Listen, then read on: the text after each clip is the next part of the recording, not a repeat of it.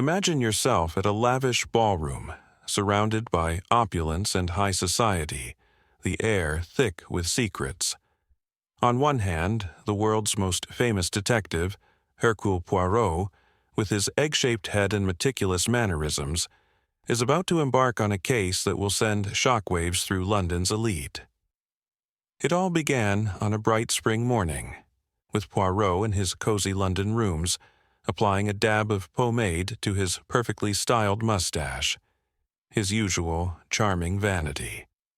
I, his loyal companion, was deep in thought, trying to unravel the knot of questions surrounding the bizarre events at the Victory Ball.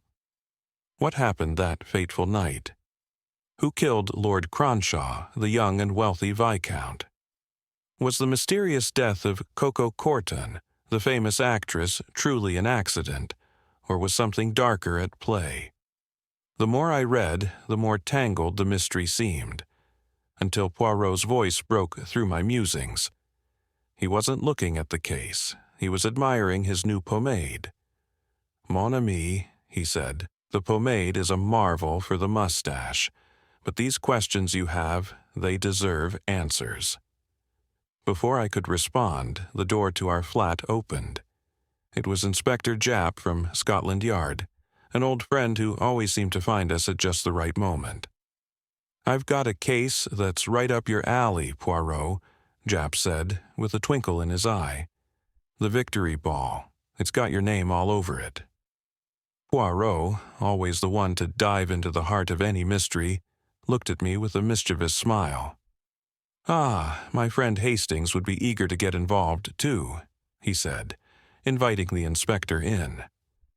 And so, what started as a quiet morning quickly transformed into an investigation that would unravel one of the most sensational mysteries of the season, full of glittering high society, dark secrets, and Poirot's brilliant mind at work. Now, are you ready to uncover the truth with us? Let's begin. It was a grand evening of masks, mystery, and indulgence, the Victory Ball. London's elite gathered at the magnificent Colossus Hall, draped in their finest costumes. Among them, Lord Cronshaw's party stood out, representing the old Italian comedy. "Ah, the Commedia dell'arte," Poirot murmured, tilting his head thoughtfully. "Whatever that means," Inspector Japp replied with a shrug. Anyway, their costumes were modeled after some china figures from Lord Cronshaw's uncle's collection. Japp paused, recounting the lineup with a flair of drama. Lord Cronshaw himself was Harlequin. His uncle, the Honorable Eustace Beltane, came as Punchinello. The vivacious widow Mrs. Malaby matched him as Pantaloon. Then there were the Davidsons, dressed as Pierrot and Pierrette. And of course the belle of the ball, Miss Coco Courtney, dazzling as Columbine. Poirot's eyebrows lifted slightly. A colorful group indeed, and yet something was amiss. "Right you are," Japp agreed, leaning forward. "Cronshaw was moody from the start. You know the type, brooding, distant. And when the party met for supper in a private room, the tension was so thick you could cut it with a knife. Miss Courtney had clearly been crying, her eyes red, her demeanor hysterical. The two weren't speaking. Everyone noticed. Poirot's lips curved into a knowing smile. "Ah, love's quarrels. They have a way of unraveling the most glittering occasions." Japp nodded. Well, the meal was a disaster. Miss Courtney finally turned to young Chris Davidson, the actor, and said loud enough for everyone to hear, "Take me home. I'm sick of this ball." Hastings, ever the dramatic one, interjected. The poor girl must have been beside herself. What happened next? Japp smirked. Davidson hesitated, mind you, glancing nervously at Cronshaw. But in the end he gave in, took her back to her flat while she sobbed the whole way. She wouldn't say much, just kept muttering, "I'll make him sorry for this." Repeated it like a mantra. Strange, that. Poirot's fingers tapped rhythmically on the table. A promise or a threat? Exactly, Japp exclaimed, snapping his fingers. But here's the thing. Davidson didn't return to the ball. By the time he calmed her down, it was too late. So he went home. Meanwhile, back at the Colossus Hall, things took a dark turn. Hastings leaned forward, captivated. What happened? Japp's tone grew grave. Lord Cronshaw grew even more withdrawn. He avoided his party, barely seen for the rest of the evening. Around 1:30 a.m., just before the grand unmasking, Captain Digby, an old army friend, spotted him standing in a box, gazing down at the crowd. "Hello, Cronch," Digby called out. "Come down and join the fun. What are you moping about up there like a boiled owl?" Cronshaw turned, gave a tight smile, and replied, "Wait for me. I'll be right down." Then he disappeared. Poirot's eyes gleamed. And he never returned. "Exactly," Japp said grimly. Digby and Mrs. Davidson waited, but Cronshaw didn't show. Impatient, they decided to go look for him. Mrs. Malaby joined them, all bubbly and confident. "Oh, he's being a grump tonight," she said. "Let's drag him out, shall we?" The search was on. They combed the hall with no luck, until Mrs. Malaby suggested checking the supper room. And there he was, but not as they'd hoped. Japp paused for effect, letting the weight of his words settle. In the supper room, they found Lord Cronshaw, still dressed as Harlequin, lying on the floor, with a table knife plunged into his heart. Hastings gasped audibly. "Good heavens!" Poirot, ever calm, tilted his head. "An affair indeed, and no clue left behind, you say?" "None," Japp replied. "Just the chilling sight of a man cut down in his prime, but that's not all." Poirot leaned in, intrigued. "There's more?" Japp nodded, his voice low. The next morning, the papers were ablaze with headlines about the tragedy, but buried among them was another shocking revelation. Miss Coco Courtney was found dead in her flat, an apparent overdose of cocaine. A coincidence, or something more sinister? Poirot's eyes narrowed. 2 deaths, 1 ball, and a tangled web of secrets. "Exactly," Japp said. "That's why I'm here. What do you say, Poirot? Fancy untangling this one?" Poirot smiled, his mustache twitching slightly. "Ah, mon ami, how can I resist such a challenge? Let us begin." The next day, scandal spread like wildfire across London. Headlines screamed the tragedy. Miss Coco Courtney found dead. The popular actress, a darling of the stage, was discovered lifeless in her bed, a victim of a cocaine overdose. Was it an accident or suicide? Japp wondered aloud, shaking his head. Poirot raised an eyebrow. "And what says the maid?" "Admitted as much," Japp replied, frowning. Apparently, Coco was a regular user, a confirmed taker, as the girl put it. Coroner ruled it an accident, but... He paused, his face darkening. "You can't ignore the possibility of suicide. Her death, Poirot, it leaves us without a single clue about the quarrel she had with Cronshaw the night before." Poirot steepled his fingers, his expression sharp. "A quarrel can be as deadly as a knife, mon ami, and what of this? A detail, perhaps." Japp nodded. "Now, here's the odd bit. A small enamel box was found on Cronshaw's body, decorated with cocoa in diamonds, half full of cocaine. The maid swore it belonged to her mistress.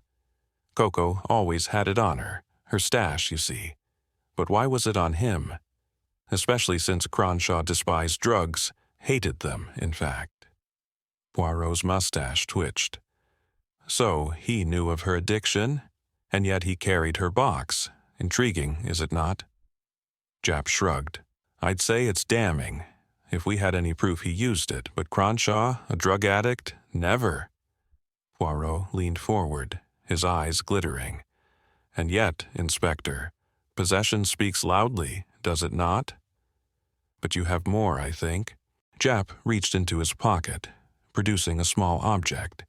He placed it in Poirot's palm with care. This was found in Cronshaw's hand, clenched tight, a green silk pom-pom, torn and frayed at the edges. What do you make of that? Poirot studied it intently before handing it back.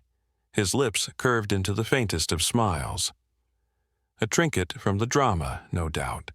But let us continue. Tell me, did Lord Cronshaw have enemies? None that we know of, Japp replied, scratching his chin. Popular chap, well liked. But if you ask who benefits, it's his uncle, Eustace Beltane. The title and estates pass to him now. Suspicious, Poirot mused. And was Beltane present at this fateful ball? Japp nodded grimly. He was Punchinello, remember? And there's talk. Several witnesses heard a row in the supper room. Heated voices. One of them was Beltane's. And his excuse? Says he was scolding a drunken waiter. Claims it happened earlier, before 1 o'clock, but... Japp trailed off, his expression troubled. Poirot gestured for him to continue.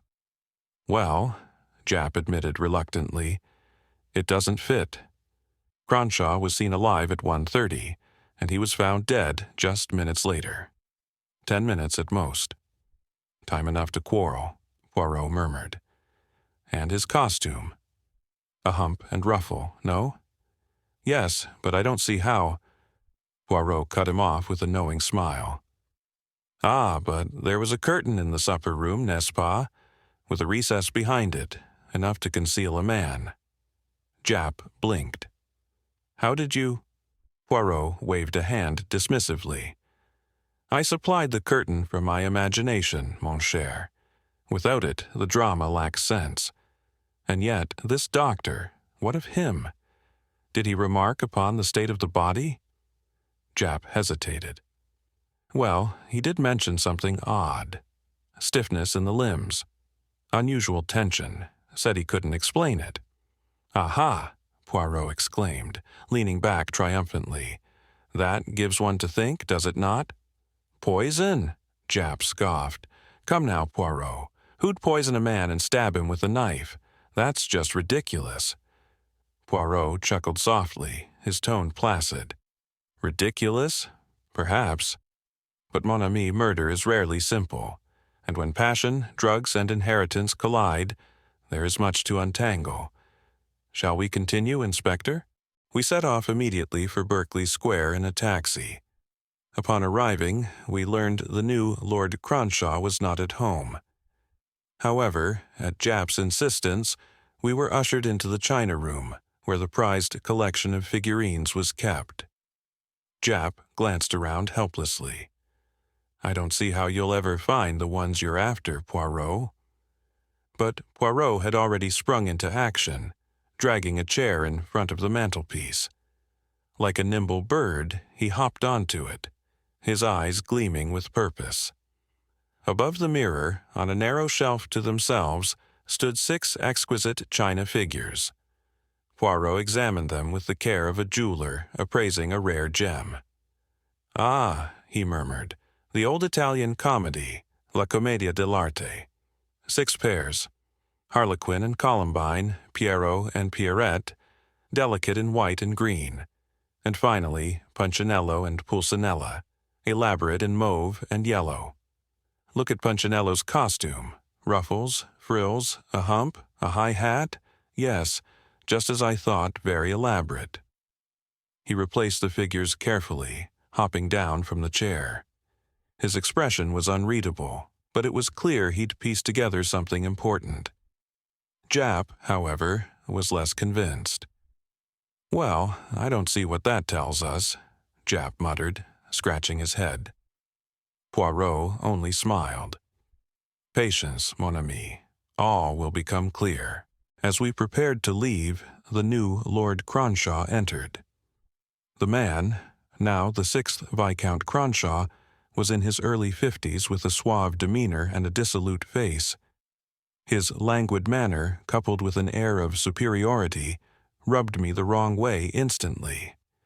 "I've heard much about your skills, Monsieur Poirot," he drawled, his voice as smooth as velvet, but lacking warmth. "The police are doing their best, but I fear the mystery of my nephew's death will never be solved. It's also utterly baffling." Poirot watched him keenly.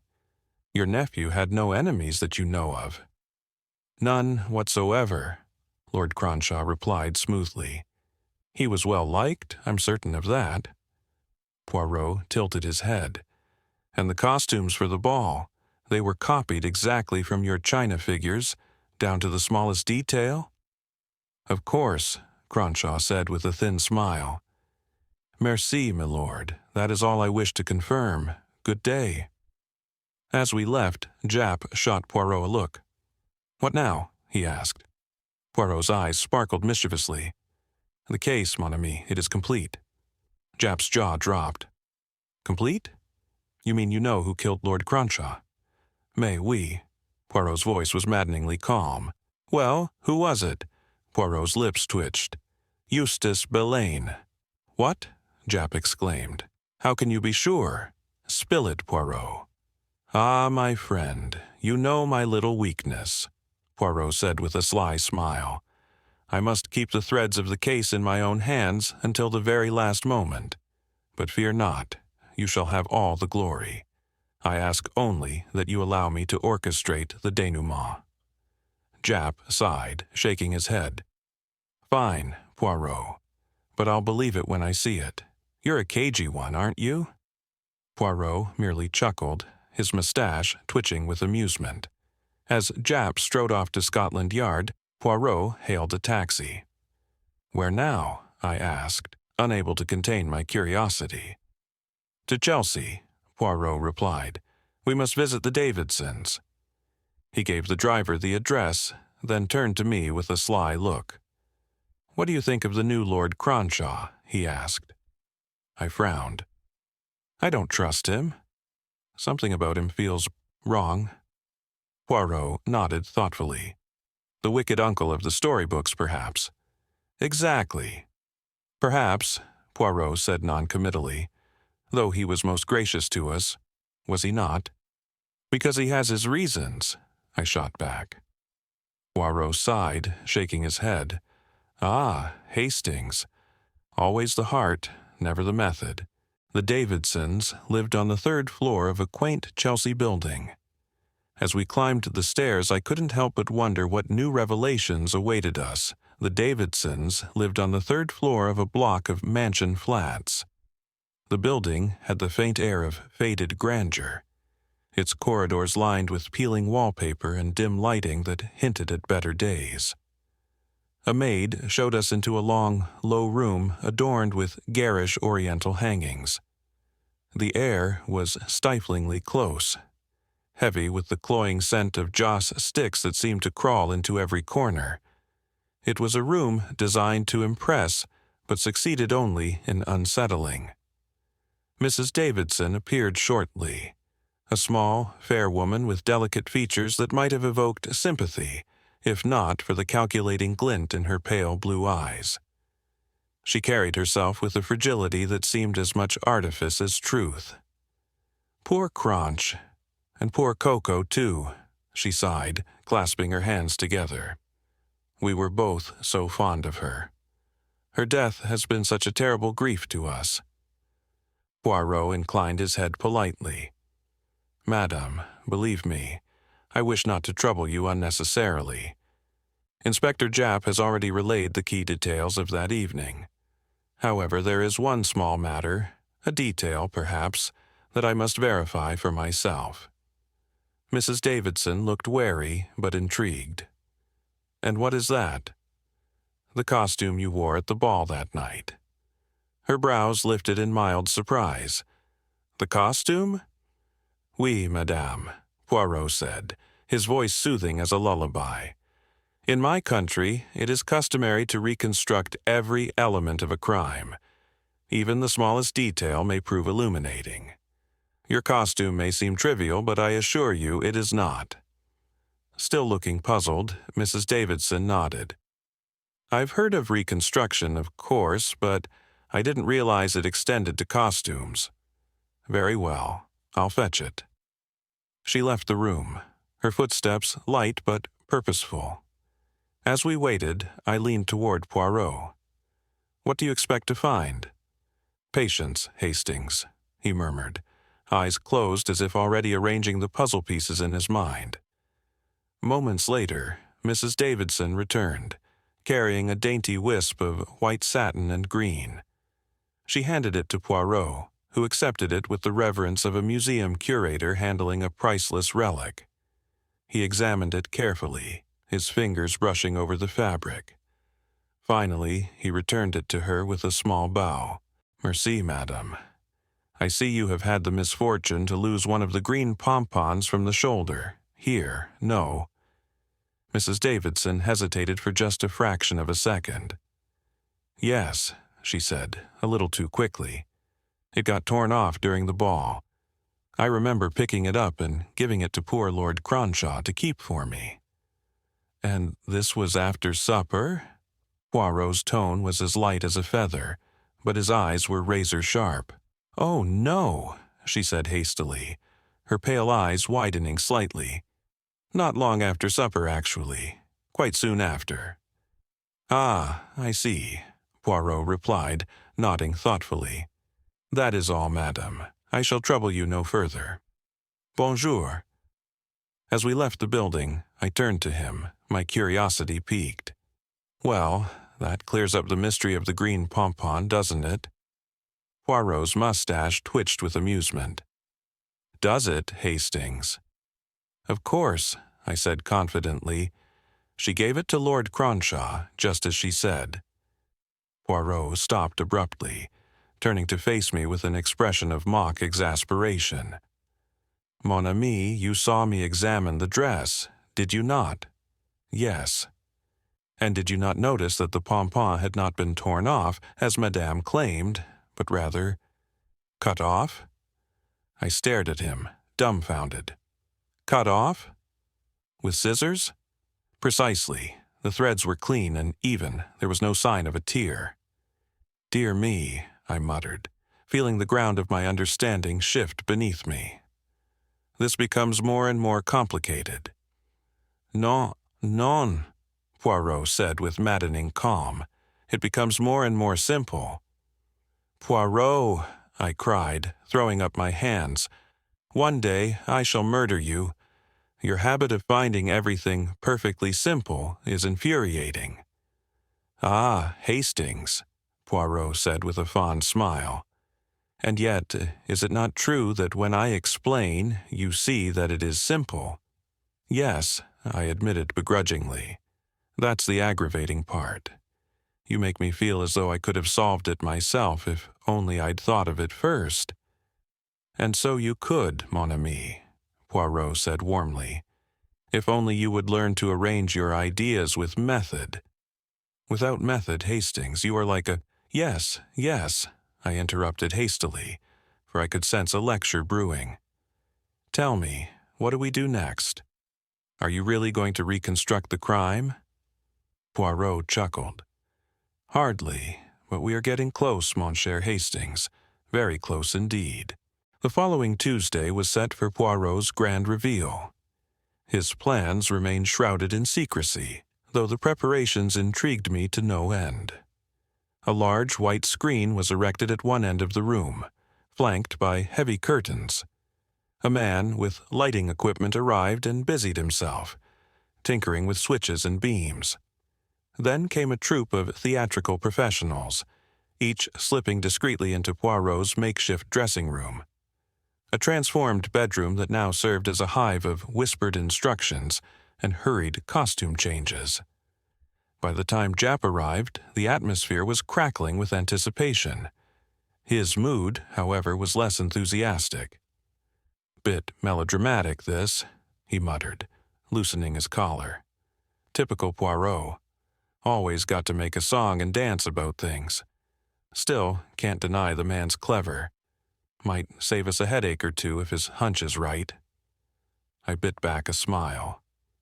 Japp's grumbles often carried an undertone of reluctant admiration. The guests began to arrive. Lord Cronshaw, looking every bit the debonair aristocrat, escorted Mrs. Mallaby, a dark-haired beauty with an air of nervousness that her painted smile couldn't quite conceal. The Davidsons followed. Christine Davidson, tall and striking, walked with the confident grace of a seasoned actress, while her husband exuded a more rugged charm, his features set in a mask of curious detachment. Poirot had arranged seats facing the screen, and as everyone settled in, the lights dimmed until only the screen remained illuminated. In the shadowy gloom, Poirot's voice rang out, commanding and theatrical. Mesdames et messieurs, a word of explanation. You will see 6 figures pass across the screen. They are characters you know well: Pio and his Pierrette, Punchinello the buffoon, elegant Pulcinella, beautiful Columbine, and Harley Quinn, the sprite invisible to man. Observe carefully. The room fell silent, a charged stillness settling over the gathering. The performance began. One by one, the figures emerged, their silhouettes sharp and haunting against the white screen. Pio with his Pierrette, Punchinello with his elaborate frills, Pulcinella, Columbine, and finally Harley Quinn, leaping and twisting with an otherworldly grace. Each figure lingered only a moment before vanishing behind the curtain. When the final shadow faded, the lights came up. A collective sigh rippled through the room, a mixture of relief and confusion. For my part, I was thoroughly perplexed. If Poirot had hoped to unmask the culprit through this shadowy charade, it seemed an abject failure. No one screamed, fainted, or bolted for the door. The criminal, if present, remained frustratingly composed. Poirot, however, appeared utterly unfazed. He stepped forward, his face radiant with satisfaction. "Now, mesdames et messieurs," he began, "I ask you for your impressions. One at a time, if you please. Milord Cronshaw, may we start with you?" Cronshaw hesitated, clearly baffled. "I'm afraid I don't quite follow. What do you want to know?" "Simple, milord. What have you just seen?" "Well?" Cronshaw fumbled, rubbing his chin. "We saw 6 figures, dressed as characters from the old Italian comedy." "Perfect." Poirot's approval was almost gleeful. "And you, madame?" He turned to Mrs. Mallaby. "Yes," she stammered. 6 figures, the Italian comedy, of course." Poirot nodded. "Monsieur Davidson?" "Same here," Davidson said briskly. 6 figures, comedy of Italy, that's what it looked like." "Madame Davidson?" "Yes," she replied, a hint of impatience in her tone. "Exactly as they've all said." Finally, Poirot turned to me. "Hastings?" I cleared my throat. "Yes, 6 figures representing the Italian comedy." Poirot clasped his hands together, his eyes twinkling with mischief. "Ah, bon. Then, mes amis, we all agree on what we saw. But perhaps—" He paused, drawing out the tension with deliberate precision. "Perhaps not on what it means." The room stiffened. Even Jap, seated in the corner with arms crossed, leaned forward slightly. Poirot's voice dropped, low and resonant. "Now, my friends, let us peel away the mask." Poirot turned to face us, his usually composed expression now shadowed with something fierce. His eyes gleamed, unnervingly cat-like, a piercing green that seemed to strip away the very fabric of our reality. "And yet," he began, his voice sharp and cutting, "you are all wrong. Your eyes have lied to you, as they lied to you on the night of the Victory Ball. To see with the eyes, as they say, is not always to see the truth. No. To see the truth, one must use the eyes of the mind. One must engage the little gray cells." His declaration hung in the air, dense and electric. "Know this, mes amis. Tonight, and on the night of the Victory Ball, you saw not 6 figures but 5. The room collectively froze. A breathless silence followed, thick with confusion and disbelief. Before anyone could respond, the lights went out again.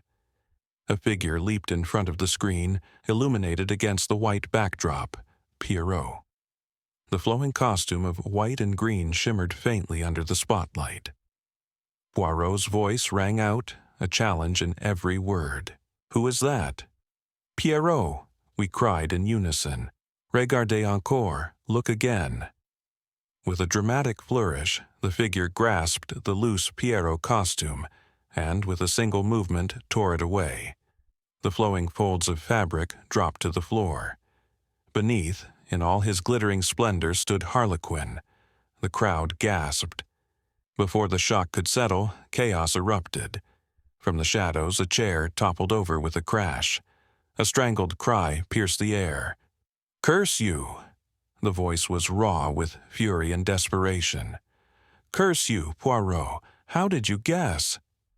Christopher Davidson stepped forward, his face a contorted mask of rage. His movements were wild, but he was swiftly subdued.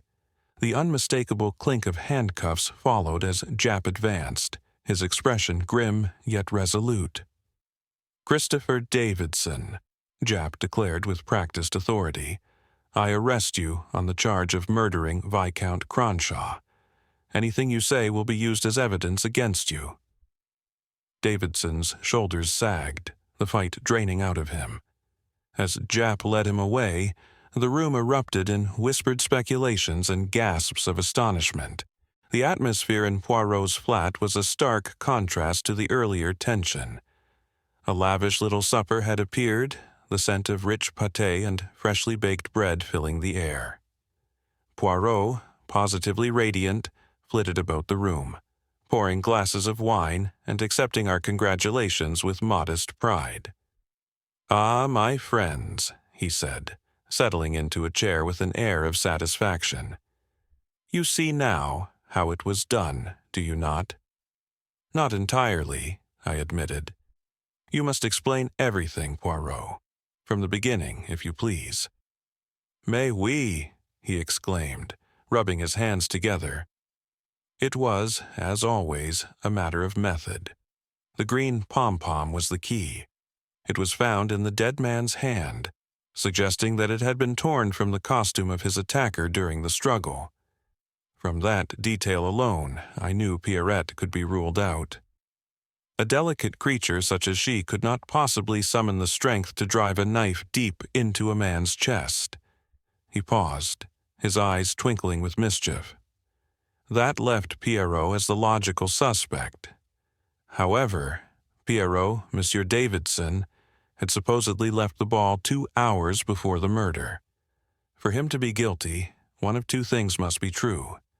Either he returned later to commit the crime, or, voila, he killed Lord Cronshaw before he left. "But how could that be?" I interjected. "Lord Cronshaw was seen alive after Davidson left." "Precisely, mon cher Hastings. Or so it appeared. Only Mrs. Davidson claimed to have seen him alive after supper, and that, I suspected, was a lie. A lie designed to provide an alibi for her husband and to account for the missing pom-pom." "Her husband?" I echoed, startled. "Yes, Hastings. Christopher Davidson donned the Pierrot costume and attacked Lord Cronshaw shortly after supper. The murder was swift and silent. He then changed into the Harlequin costume, blending seamlessly with the other guests, and departed the scene under a different guise." "But why would he do such a thing?" Mrs. Mallaby asked, her voice trembling. Poirot leaned forward, his expression grave. "The motive, madame, was blackmail. Lord Cronshaw had discovered Davidson's secret, a scandalous affair that would ruin his career and reputation. Davidson saw no other way out." "And the performance tonight?" Japp asked, shaking his head.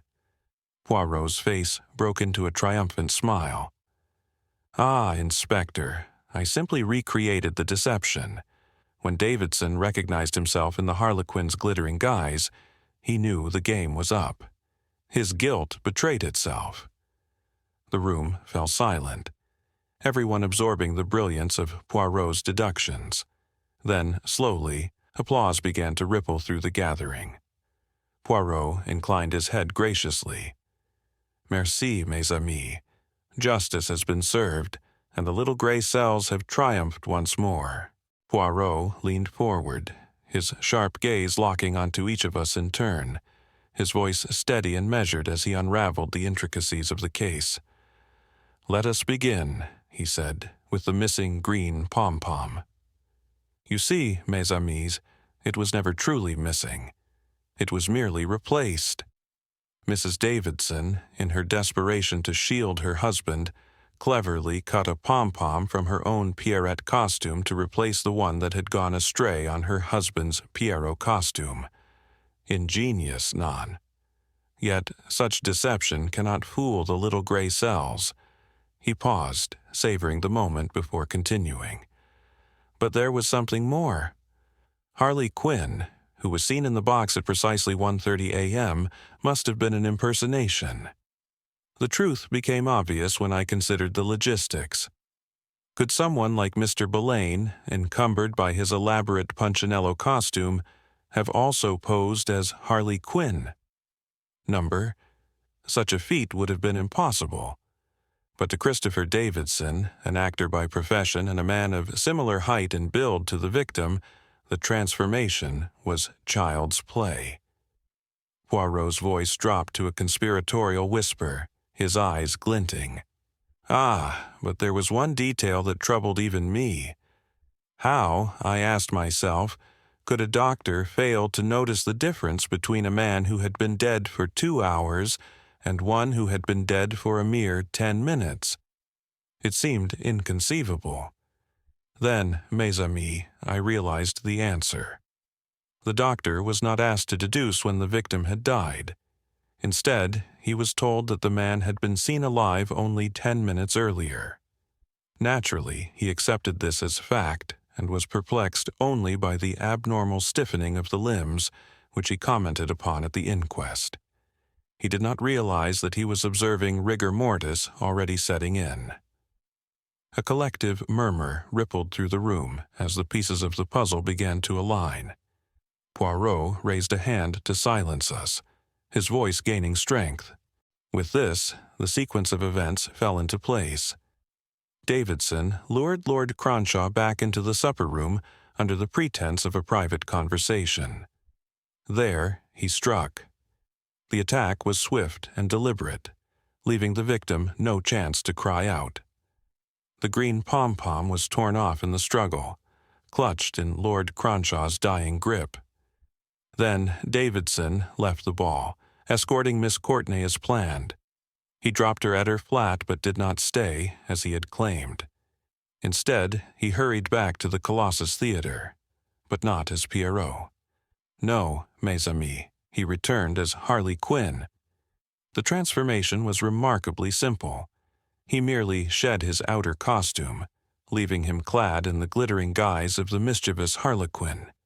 In this new identity he blended seamlessly back into the party, ensuring no one would suspect him of foul play.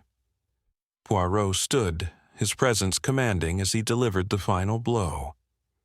By the time Lord Cronshaw's body was discovered, Davidson was long gone, his alibi seemingly unshakable. Yet the green pom-pom, the doctor's observations, and the theatrics of the costumes all betrayed him. He had underestimated one thing, that I, Hercule Poirot, would see through the layers of deception. The room was utterly still, every word of Poirot's explanation landing like a hammer stroke. The dead man's uncle, Lord Cronshaw's closest kin, leaned back in his chair, his face pale but composed. "It is a remarkable tale, Monsieur Poirot," he said at last. "I must commend your genius. But tell me, was Davidson's motive purely to silence my nephew, or was there more to it?" Poirot inclined his head gravely. The motive, Monseigneur, is always the most human part of the crime. Lord Cronshaw had uncovered a terrible secret, a scandal that would have destroyed Davidson's career and reputation. He sought to blackmail Davidson, believing he could control the actor's future. But Davidson, consumed by pride and desperation, saw no way out but murder. A shudder ran through the assembled guests, the weight of Poirot's words settling heavily upon them. "And Mrs. Davidson?" I asked, unable to suppress my curiosity. "Did she know?" "Indeed, she knew," Poirot replied. "Her actions to protect her husband, the replacement of the pom-pom, the false testimony, were acts of loyalty. Misguided, yes, but loyalty nonetheless. She believed she was aiding an innocent man." Japp, who had been quietly listening, finally spoke. "Well, Poirot, you've done it again. A clean arrest, a solid case. The courts will take it from here." Poirot's expression softened, and he gestured to the little supper that awaited us. "Ah, mon ami, let us leave the law to its duty. For now, let us celebrate the triumph of truth and the power of the little gray cells." As we gathered around the table, the tension of the evening gave way to an atmosphere of camaraderie. Poirot's brilliance had once again brought light to the shadows, and we raised our glasses in his honor. "To Poirot," we toasted. He smiled, a twinkle in his eye. "Non, mes amis, to justice.